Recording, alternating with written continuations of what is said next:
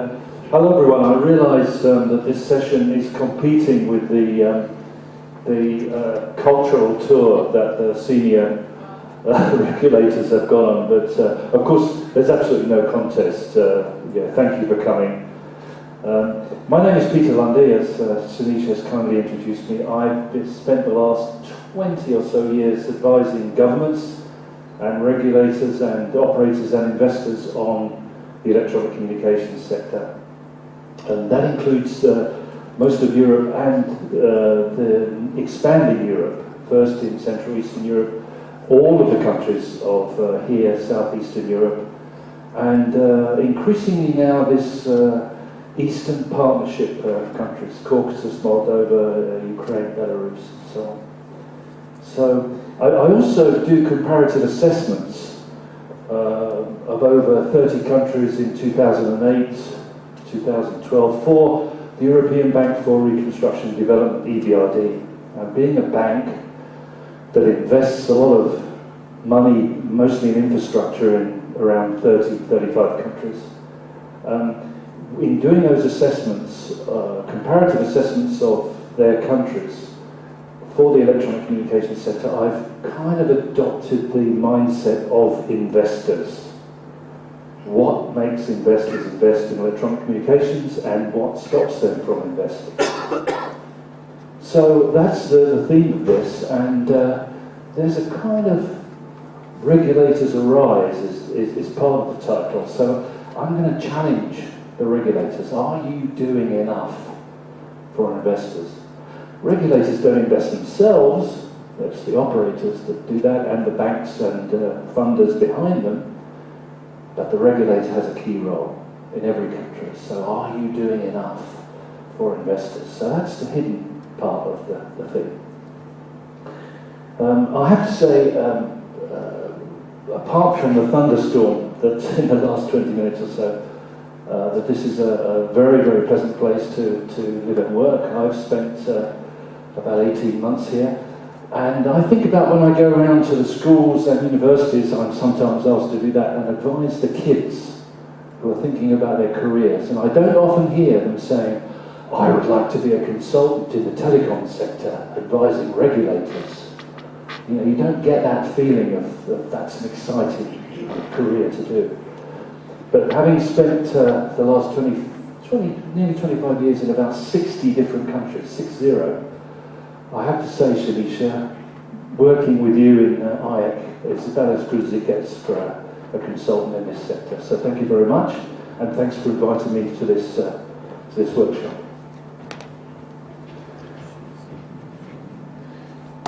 So I'm going to just review some of the tools that regulators have, or they may or may not use, to promote. And I'm going to focus specifically on high-speed broadband investment because that's where the investment is. We've heard already that this morning. Are you applying the tools? Are they effective tools? What is the role of the state? This hasn't really been mentioned much yet, apart from maybe fiddling around with VAT. I'm not sure about that. But what's the role of the state as an investor in high-speed broadband? And what general steps should we be taking to achieve this goal of universality of high-speed broadband? We stop and ask, well, is that changing over? Oh, that's a good start, I suppose.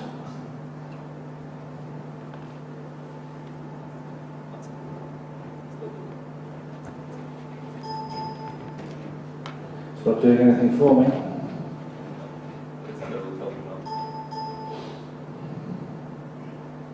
I just need to get back to the slide that's on the screen and then go forwards.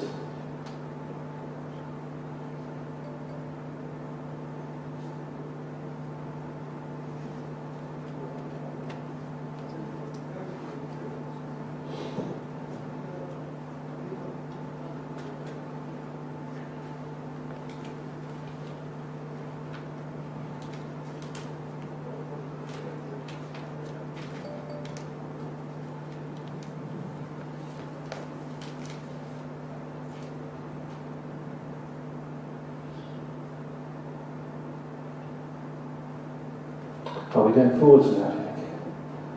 Ah! There we are. Those are the questions I was asking a couple of minutes ago and didn't realise. So it's about the regulatory tools and are we using them as regulators? Now, why is this high-speed broadband a priority? We've already heard about that this morning. It's part of the digital agenda, and what Europe has been saying for some years is it absolutely underpins virtually everything in modern society, and it's a key factor in the EU as a competitive group of nations. And there's this strong link between high-speed and broadband in general penetration and the competitiveness of nations. So this chart, which has been seen many times before, is trying to say what are the relationships between broadband and success as an economy. And there's three clusters. The top right-hand corner are the very successful individual countries in Europe with the highest fixed this is only fixed broadband. This was done 2011 based on 2010 data, so we're really only into fixed broadband at this stage. If we added mobile broadband to this, it would probably enhance the picture and reinforce it. And the correlation is supposed to be so strong that for every 10% increase in take-up of broadband, you get GDP gains ranging between 1 and 1.5%. Now that's quite significant, and I'm going to return to that later in terms of what would it do to the Southeast Europe region if you close that broadband gap between the fixed broadband penetration here and in Europe. Well, why is it so important? Well, the technology is expected to be able to deliver it. High-speed broadband, as we've heard this morning, defined over 30 megabits per second. Wireless has always been assumed to be part of that mix, but it basically means fibre going out further. Now, I think someone made a very interesting point this morning about, we shouldn't really get too hung up over it. Is it fibre? Is it LTE or 5G? Because at home, I have a 40 megabit connection. I live in a very rural part of the United Kingdom. It's 400 kilometres from London.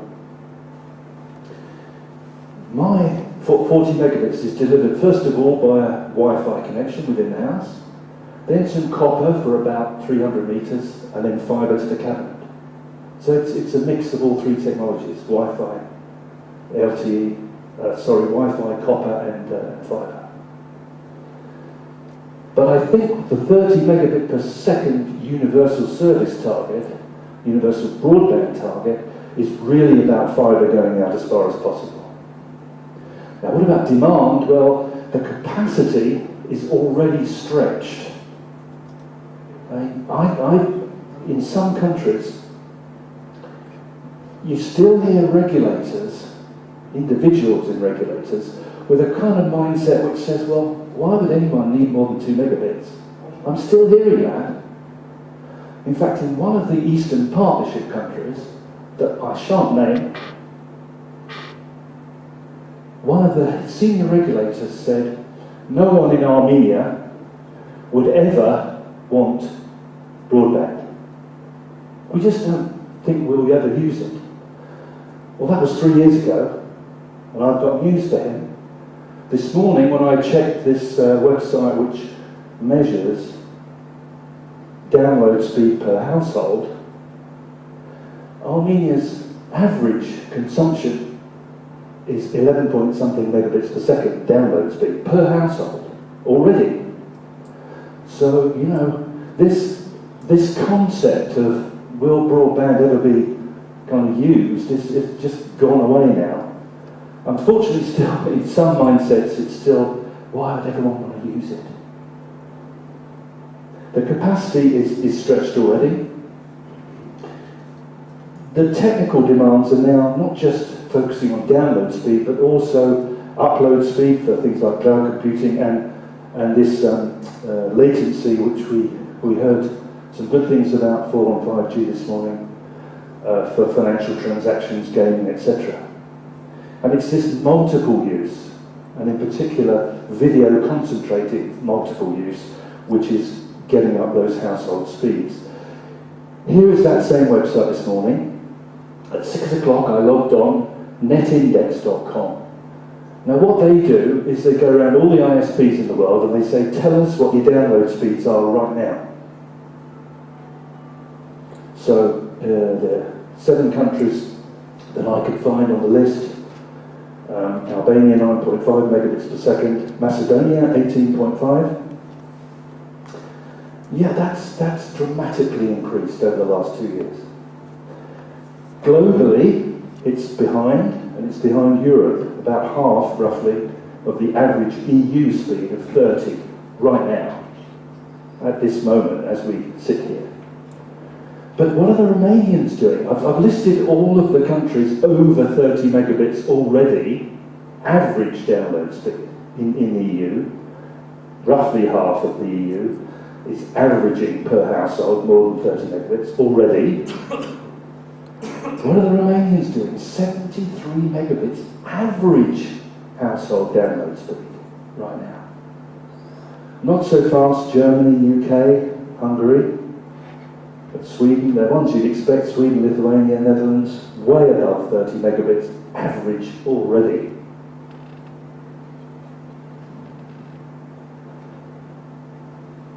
So if this is the demand, which is increasing very fast, why isn't everyone investing just as much as they can in broadband, high-speed infrastructure everywhere? Well, certainly in Europe, they've been reluctant to invest large quantities because, well, the economic situation hasn't been that good for the last 5 years, let's face it. But also, the investors are faced with different regulatory approaches across different markets. So not everyone is applying the regulations consistently or at all. Different levels of legal and regulatory risk facing investors in each country. Now, the last survey I did, the comparative survey, which actually measured legal and regulatory risk, on the left hand, the blue region, which are the newer EU countries, which the EBRD invests in, there's fairly consistent legal and regulatory risk faced by investors. The measurement, by the way, is things like the quality of regulatory decision-making in terms of independence. What are the entry and safeguard conditions in the market for wired and wireless services? What are the fees and taxes involved? And what's the state of readiness to take up IT, information society? But if you look at the yellow region, which is the Southeast Europe region, going from Croatia, which is up there with the, well, now a member of the EU, of course, Macedonia second, but down to Bosnia, there's a much bigger range of regulatory, legal and regulatory risk faced by investors. So, although the EU is applying it fairly consistently, the Southeast region is not.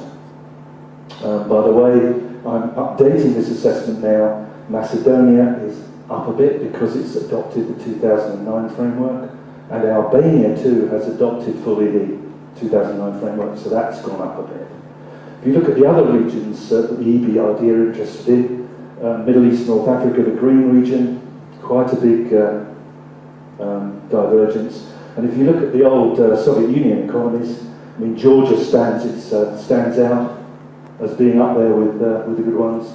But if you get down to anything with Stan on the end of its name, it's pretty hopeless. So there's a huge range there of application of legal and regulatory risks. So what are the problems? Uncertain demand, yes. Customers unwilling to pay a significant price premium for high-speed broadband over and above what they've paid in the past. They're expecting it to be cheaper. Well, not cheaper than the past, but expecting it to be not to get too expensive.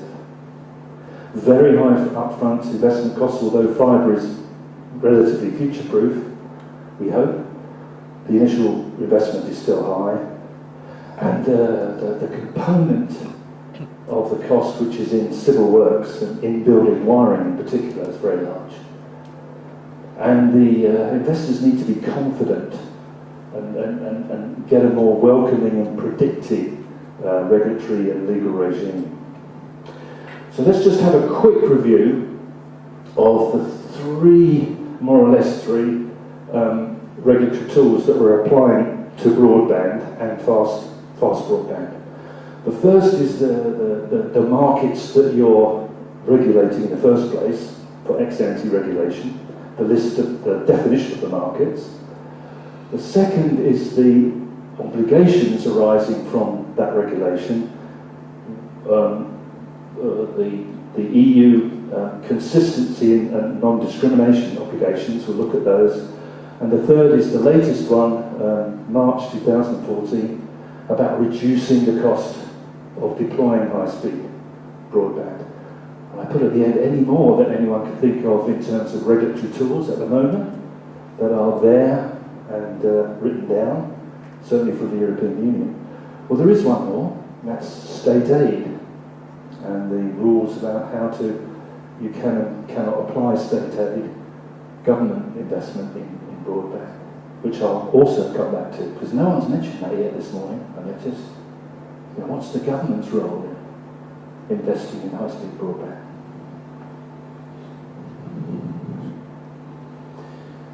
Quick review of the ex-ante market definitions. These are the definitions of the relevant markets that you're supposed to be regulating, in the EU anyway. And I know that the Southeast Europe, most of the regulators have adopted this. Well, with the technological developments, these definitions of these relevant markets have been altered to reflect high-speed broadband. In fact, the list of markets in the EU is now down to only 4. The first two are mobile and fixed termination rates, old stuff, voice. The only two left really are the high-speed broadband regulatory tools.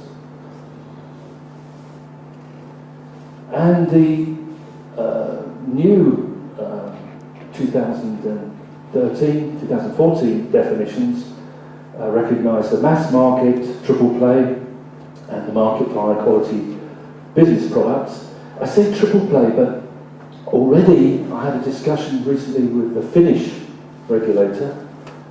They don't offer triple play in Finland.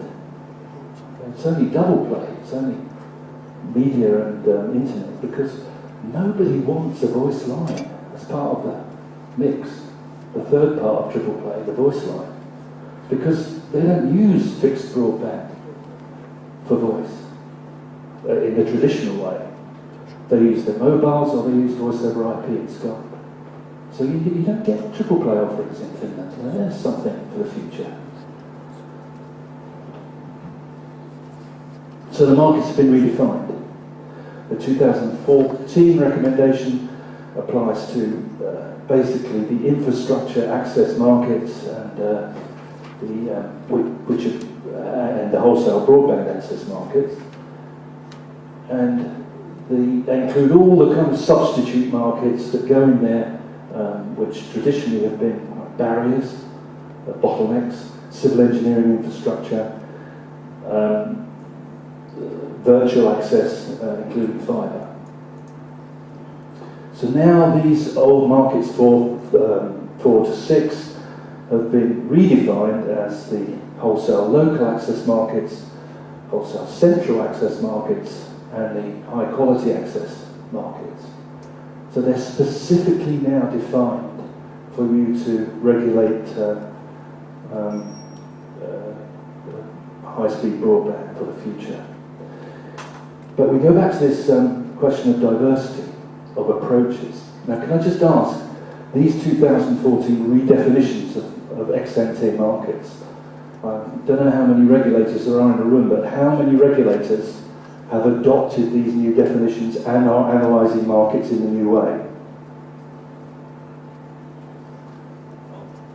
No, you see, Macedonia's not doing it. So you're not doing this yet. I guess that you will next time you analyse the markets. Yeah, hopefully.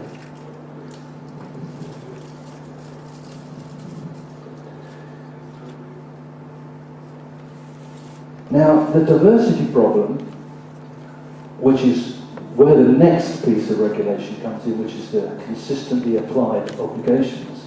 The diversity problem comes from this, partly from this study, cost of non-Europe, which is a kind of negative way of putting it. We'd rather sort of think about the benefits of harmonisation in Europe, but this is a study called the cost of non-Europe. How much does it cost us if we don't harmonise?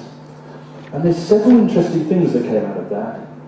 That this, from an investor's point of view, the inconsistent application makes it less attractive to enter markets and reduces investment to incentive to invest. Lack of standardised wholesale offers. This is especially noticed by multinational corporations who want to set up operations in 5, 6, 7 countries. They want to link all of their multi-sites with standard offerings.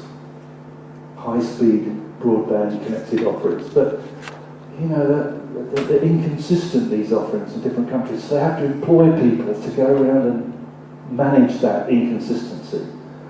And for the telecoms operators themselves who operate and want to invest in a number of different countries, you know, the difference in the wholesale offerings, it's inconsistent. And this was specifically noted in this study as being something which was putting off investors. So here comes this 2013 recommendation now on consistent obligations and costing methodologies. And it's a targeted approach so that national regulators can just see if they can relax the wholesale price obligations on NGA providers, the incumbents mostly, so that they feel better about investing. Now, the regulation basically says if you want to relax the incumbents and so they can invest more, then you better be sure that they're not discriminating their offerings between access seekers and what they give to their own retail. And you better make sure that you have this anchor price that can kind of give that competitive balance to that NGA wholesale pricing. And the anchor price and the costing methodology is all about local loop unbundling in the traditional copper thing. And you know, you have to use bottom-up lyric models. And if you get that kind of costing methodology right, together with the non-discrimination part, then lay off regulating NGA access prices. That's what it says. And it talks about stable wholesale copper access prices. I deliberately put this bit in red for the Macedonian audience because there's this expectation that it's between 8 and 10 euros per month for copper local loop unbundling. Well, in Macedonia it's what, 3.5 euros a month, so it's very low. So that should really be a good competitive pressure on the access, the wholesale access price here on fibre, NGA, won't go too high.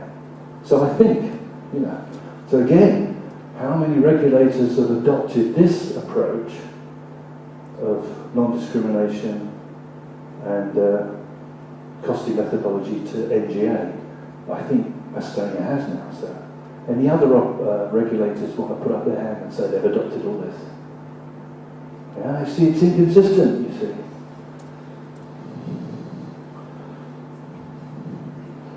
Let's have a look at who's buying high-speed broadband.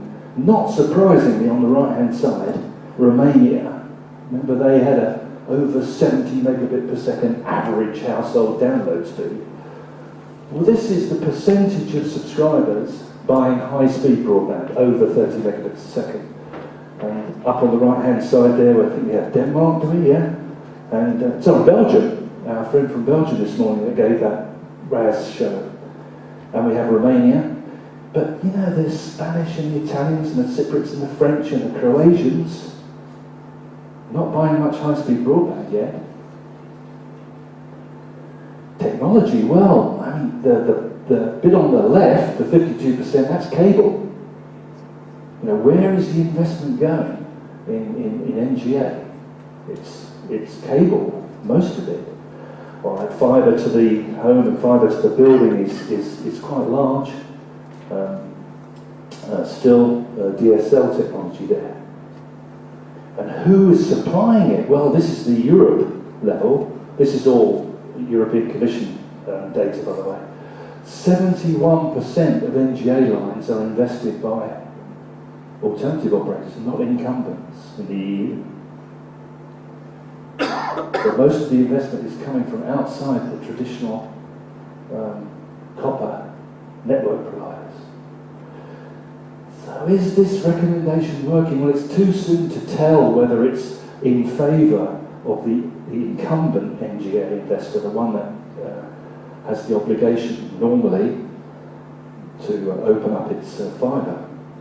Between, let's say, middle of 2013 and middle of 2014, a bit of a rise in the market share of incumbents in NGA, Europe as a whole. So maybe it's encouraging NGA investment by incumbents.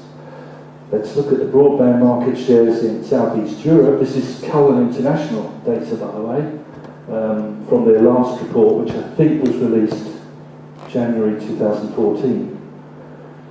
So it's, well, apart from Albania and Kosovo probably, you know, most of the market share is still with the incumbents, unlike the EU, where 75% of it is alternative operators. You know, okay, in Croatia, Montenegro, the other way around. In Kosovo and Albania, it's alternative operators, but in Croatia, Montenegro, Turkey, it's mostly incumbents still. Completely different. Let's just, before we move on, remind ourselves of this complexity of universality. How do we get universal high-speed broadband? Well, in the black zone, it's probably enough incentive for competing infrastructures in the towns and cities. There's enough there for people to go dig up the streets and dig them up again and again and again, putting their own fibres in and so on. The big shape, the outside of the big shape is the whole country, of course, so that's only a subset. The grey area is where, you know, people are more nervous about competing infrastructures, infrastructure sharing, either joint, you know, sharing the cost of the infrastructure, or some, you know, pretty good open access modelling to get the overall cost to all providers down so that the profitability can go up outside the main population places. That's a very good question someone asked this morning. I think it was a Slovenian guy who said, if mobile pays in for 95% of the population, why aren't we doing it yet? You know, I think the exact question to the guy from Analysis Mason was, does that assume only one provider, or is that everybody? Well, this starts to answer that. If everybody shares, then more people go. You know, if it's left to one, there might not be enough in it. And then there's the white areas where, you know, they're just not going to go with high-speed broadband. Certainly not 100%, unless there's some kind of subsidy. And I'll get to that subsidy part, because that's quite complex.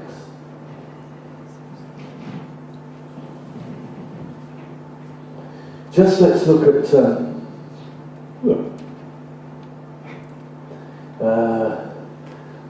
this is strange, because this is the penetration, and by the way, for both fixed and mobile, I'm using percentage per head of population, not per household. I do agree with the argumentation which says fixed should be per household and mobile per population, but so that we can kind of keep comparing, I'm always using per head of population. So this is fixed broadband, and the EU average of about 30 per 100 population. Take up 20% Romania and 40% over Denmark, Netherlands. Now, so hang on, go back to Romania. They've got the highest download speeds in Europe, the lowest penetration. What is going on in Romania? What are they using it for? Don't know. Mobile penetration, this is amazing. Went to Finland recently, 123%. So that's 123 mobile broadband connections per 100 population. Amazing. But Hungary, Spain, Portugal, Romania, still very low. So Finland have achieved a higher broadband penetration in mobile than many countries have achieved on voice penetration already. Quite incredible. This is also part of the EBRD analysis, and this is, let's just explain this. Along the horizontal axis is the number of people per head of population, the percentage of people who use the internet. And up the other side is the total penetration of broadband. Now the line going up will say, on average, is the line of satisfied demand. And in the EU, which is the little dot right at the top there, which says that 70% of the EU population use the internet, and 70% of the population has broadband. So the EU is exactly, on average, satisfied demand through broadband. But the dots around the bottom right of the chart are the Southeast Europe countries. Now I know this data is a few years old now, 2011 data this was. This is from the EBRD comparative studies. A lot of catching up to do. This is saying that in Southeast Europe, people might be using the internet, but they're not using broadband. They're probably going into internet cafes, and they're probably going and using Wi-Fi access in restaurants and cafes, but they're not yet buying the broadband. I think they're all moving up to the line of satisfied demand quite fast, by the way. This is the chart from Cullen International which says, apart from maybe Kosovo and Albania again, it's not really the majority of investment that's going into mobile. There's still a lot of investment going into fixed access, cable and fixed. So, Macedonia, it's a minority of investment is going into mobile. It's in fixed, about 25%, and getting on 50% in cable. So, a list of things which enable infrastructure investment. A competitive market, of course, we all know that now, stimulates demand and investment. Demand side stimulation, we heard a little bit about that this morning. Very interesting stuff from the Analysis Macedonia community level studies. The regulatory enablers that I've been talking about, specific regulatory tools for helping broadband investment.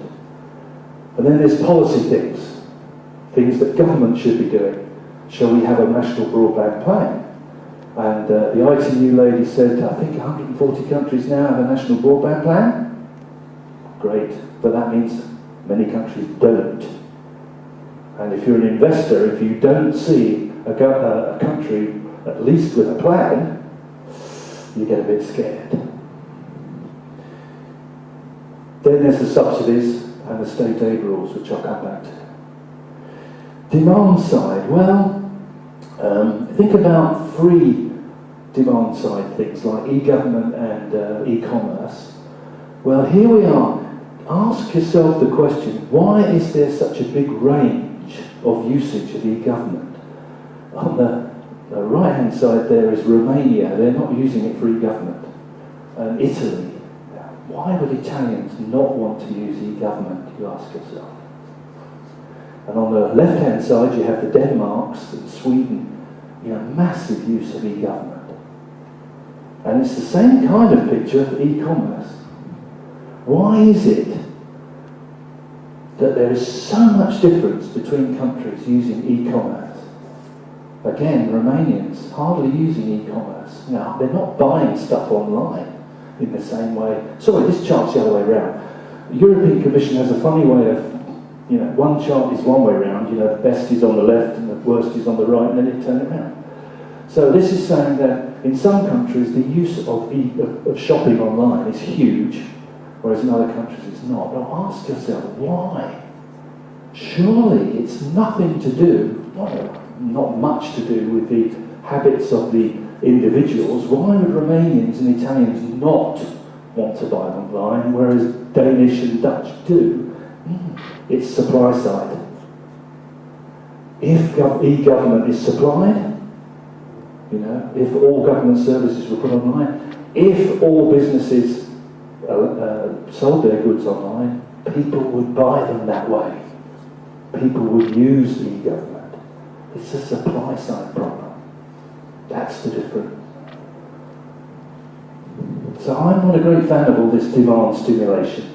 I'm a supply side, broadband. If you supply e-government, if you get businesses to supply goods online, people will use it. Then there's the cost issues, which I think a lot of you are familiar with, about a significant part of the cost of fibre. How am I doing for time? Sure? All right, okay. Here I go. Is anyone here still here from Slovenia? Basically, if my charts have got sunshine, my photographs on my slides have got sunshine, it's Slovenia. If they've got snow, it's Finland. This is a Slovenia one. This is a scheme which was completed in 2010, 14.6 million euro, 70% state funded, by the way, and only 30% private funded. Look at the cost breakdown. 50% is in construction, 28% in installation works, and only small percentages for the other things. So cross-sector involvement really led to this 2014 directive, which says, let's have some measures aimed at increasing the efficiency and the use of infrastructures.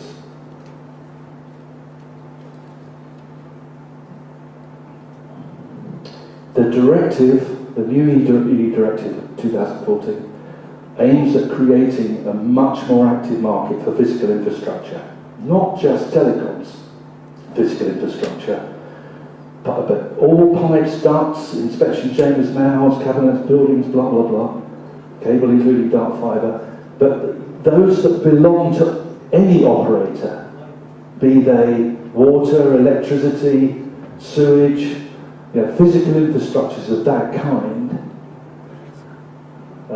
The main things the main provisions for all physical infrastructure operators, whether they're telecoms or not, is obligations for access. That any operator, electricity company, electricity poles, electricity pylons, water companies who have ducting, manholes, they're obliged to give access to their infrastructure on request, if it's for high-speed broadband. Transparency, those operators must give information about where that plant is, allow people to survey it, and also about the planned works. Let's say for 6 months ahead, we are going to dig up this road, we are going to put this ducting in, so that people can say, yeah, we'd like to get in that trench. That's the new basis, main provisions of the new directive in the EU. I won't go through. I will say this. One of the things that IAC have done in Macedonia have included most of the provisions of the new directive in their new law. Now, that's about definition of the entities that manage infrastructures, a single information point for access to information about infrastructure, and permit granting. Macedonia introduced this law in January 2014, which has most of the new EU directives in it about civil infrastructure. The EU didn't adopt it until March 2014. So now we say in Macedonia that the EU is harmonising with Macedonia rather than the other way around. So they were ahead of the game. It's a model of placing EU rules into the local laws.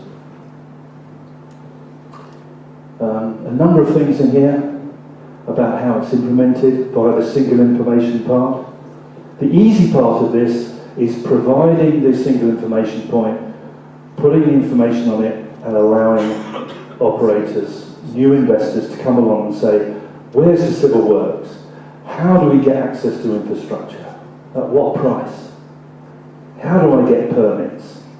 Those are the things which are the simple part. The hardest part is when there's disputes and the regulator has to settle them about, well, you know, I've just spent a few million on this infrastructure and along comes this new investor and just free rides on the thing with, you know, with no investment at all.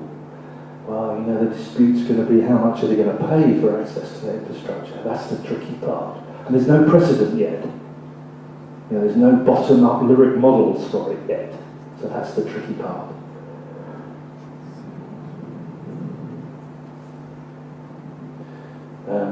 All new buildings and significant refurbishment of buildings require high-speed broadband infrastructure and access points for anyone. There's no exclusivity about this. You can't do a deal with a builder and, you know, that's it, that's yours. It has to be open for all. And this broadband ready label, which is being promoted now, all buildings to be broadband ready. That's from 31st of December 2016 in the EU. This facilitation role of regulators, is it good enough for regulators just to put things in their laws and regulations? Can I ask another question? How many regulators have a specific part of their websites which says, investors, we will hold your hand getting building permits, we will hold your hand get coordinating civil works, we will hold your hand getting access to infrastructure? You know, if you're an investor and you've got, you do. I would say so. I would say so. You know, if investors who want to think about investing over maybe 5 or 6 countries, you've got to go there and you've got to talk to all those municipalities and all those other operators. And how on earth do you find out the civil works that are going on? You know, the regulators have this facilitation role. Help the investors. Help them to speak to. Help them to get their permits. Help them to find out about civil works. That's the way to help investors. And this question about whether we need a broad... we have this suspicious Kaspersky thing coming up. Is it coming up on the screen? I have no idea what that is, but we think that this routine is blocking certain websites. Now that's net neutrality, isn't it? So come on, Macedonia, net neutrality. Yeah, this part, you know, we used to sort of try and get universal voice services through universal service provisions. Well, it didn't really work, did it? I mean, nobody has universal copper access. Yeah, different approach in the broadband era. Need a plan, a nationally coordinated plan. Then there's the whole investment side. Choice of infrastructure, we heard a lot about that from Analysis Mason this morning. You know, is it fibre, is it LTE, and what are the risks and so on, the benefits at municipality level? I'm just going to look quickly at the choice of investment model, the choice of business model, and the choice of finance tool as part of this model. Investment model. What role do the public and private sectors play in constructing and operating and owning the networks? That's got to be worked through. Now, the public sector and the private sector are very difficult bedfellows. Private investors are different animals than government departments. So normally, the investors would either favour a completely private sector-owned solution, albeit with some government subsidy, or a completely government-owned thing that everyone has access to.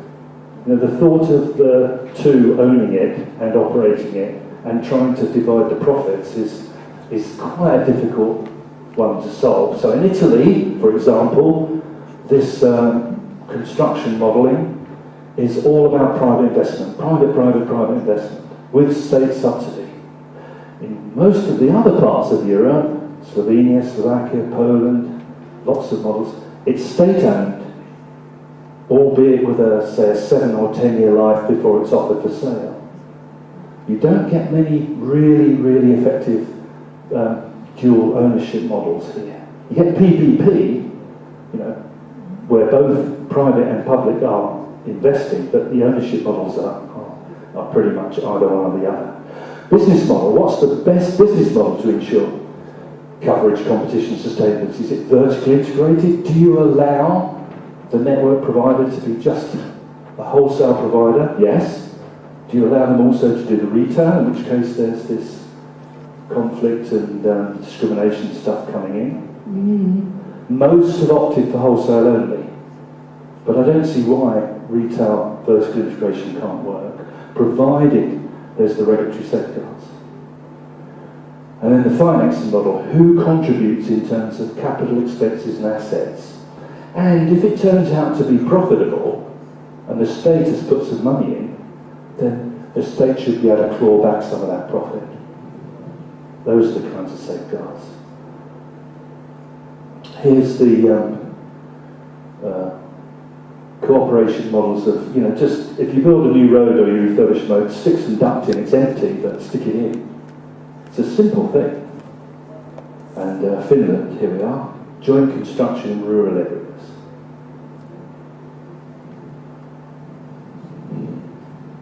Then there's my analysis of whether state aid distorts the market.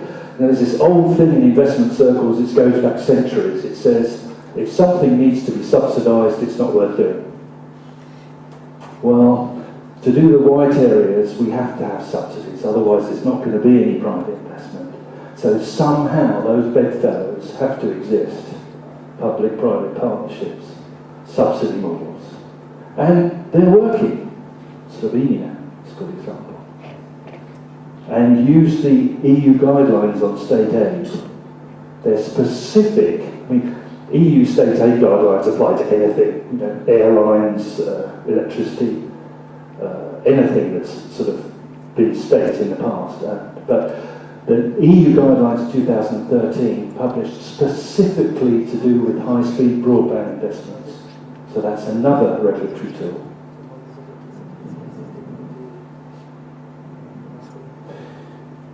And I think, in terms of digital agenda and achieving universality, this is the model I like, which says that if there's no intervention, as there is in most Southeast Europe countries and many other, no state intervention in terms of subsidies, then the investment's going to happen at some stage, but it might take a long time. Whereas on the right-hand side there, with the intervention, the investment happens now, you achieve the targets of universality, it actually increases demand as well. And you get the payback from the investments. And that's my final analysis, is the payback from subsidies. Let's just look at the economies of Southeast Europe, listed them down the side there. And let's assume that the state came in and said, let's invest €1,000 per head of population. Now, they reckon in the EU it's going to be about €500 per head of population to achieve the universality high-speed broadband. Let's assume Southeast Europe came in and said, let's invest €1,000 per household, state subsidy. Right? Now, there's a number of households in each of those countries. So therefore the investments, Albania, €740 million. Turkey, €19 billion. Yeah, much bigger population. Now the benefit to the GDP, because of this leverage effect of broadband on the GDP that we talked about at the beginning, would be those per annum revenues to the government through GDP increase. And so therefore, simple arithmetic payback, I'm not doing DCF or NPV here, I'm doing simple arithmetic paybacks, just to give you an indication. Average for the region, less than 3 years payback by investing in broadband, if the state comes in and helps to do the white areas, for example. Okay, you could say that most of the investment there is Turkey. Even if you take Turkey out of that chart, you're still talking about 3 to 6 years paybacks, which is pretty good in investment terms. So my message here to the states, to the governments is, you know, instead of kind of holding back and saying we've got no money, this might be the best investment you ever make if you help the broadband providers out. Okay, I think I better leave it there. I think what I have got in the slide pack, which I think is going out, a number of case studies about high-speed broadband targets, about public-private, about gap funding, about state subsidies, and the application of the new regulations. So comments on any of that, very welcome. Thank you very much.